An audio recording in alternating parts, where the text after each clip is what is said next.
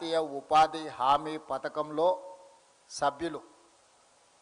భారతదేశ జనాభాలో ప్రత్యక్షంగానో పరోక్షంగానో 80% జనాభా ఆధారపడిన ప్రపంచంలోనే అత్యంత ప్రజల ఆమోదం పొందిన మహాత్మా గాంధీ జాతీయ ఉపాధి హామీ పథకాన్ని పేదల మీద కక్షతో నరేంద్ర మోడీ ప్రభుత్వము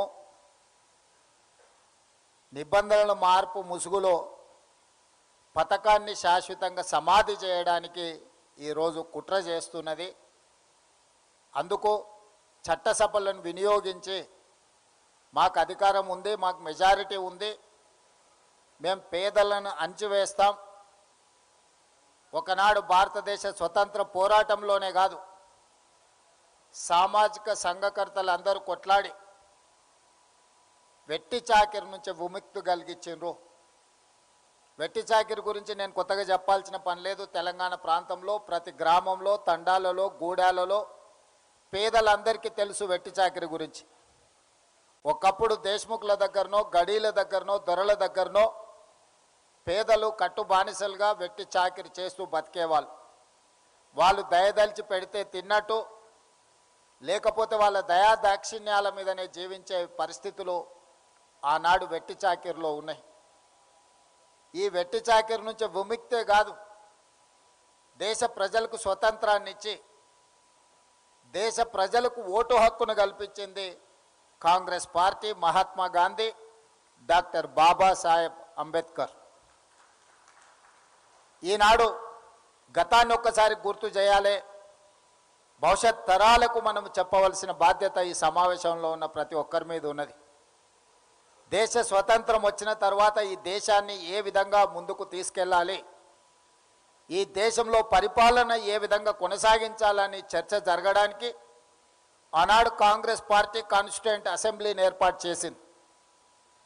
మేధావులను, ఆనాడు పరిపాలనలో భాగస్వాములందరినీ, చట్టాల మీద అవగాహన ఉండి ప్రపంచ దేశాలలో జరుగుతున్న పరిపాలన మీద అవగాహన ఉన్న వాళ్ళను ఏర్చి కూర్చి దానికి చైర్పర్సన్గా డాక్టర్ బాబాసాహెబ్ అంబేద్కర్ గారిని రాజ్యాంగాన్ని రచించడానికి ఆనాడు కాంగ్రెస్ పార్టీ నియమించింది.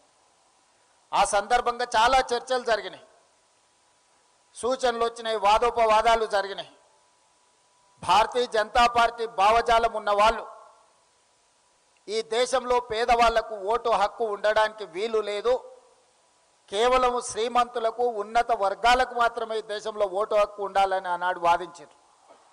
అప్పుడు మహాత్మా గాంధీ గారు, డాక్టర్ బాబాసాహెబ్ అంబేద్కర్ ఈ పేద ప్రజలకు నేను ఇచ్చే ఆయుధమే ఓటు, ఓటు అనే ఆయుధం ద్వారా వాళ్ళు హక్కులను సాధించుకుంటారని మొట్టమొదట పేదలకి దేశంలో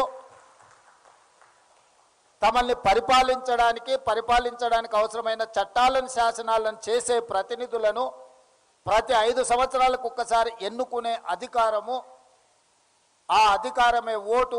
ఓటు అనే ఆయుధాన్ని ఆనాడు పేదలకు భారతీయ జనతా పార్టీ పూర్వాశ్రమంలో ఉన్న జనసంఘ కావచ్చు, ఆ వాసనలో ఉన్న వాళ్ళ యొక్క ఆలోచనకు వ్యతిరేకంగా ఆనాడు కాంగ్రెస్ పార్టీ, మహాత్మా గాంధీ గారు, డాక్టర్ బాబాసాహెబ్ అంబేద్కర్ గారు పేదలకు ఓటు హక్కు ఇచ్చి ఈనాడు ఉన్న రాజ్యాంగాన్ని మనకిచ్చిండ్రు.